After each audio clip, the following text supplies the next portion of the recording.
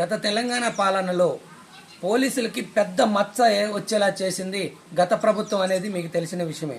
ఒక తైతక్కని liquor don క్వీన్ని రక్షించుకోవడానికి farm house అనే కథ పితలాటకాలు ఆడి 4 ఎమ్మెల్యేని తీసుకొచ్చి మైనాబాద్ ఫామ్ హౌస్లో కథలు సురువు చేసిన సంగతి తెలిసిందే. ఇదే విషయం మీద విస్తృపోయే నిజాలు వెలికి చూస్తున్న వైనం మీకు ఇప్పుడు పత్రికా కథనాల ద్వారా తెలుస్తున్నాయి. దీంట్లో పోలీసులే ముఖ్య పాత్ర వహించారు.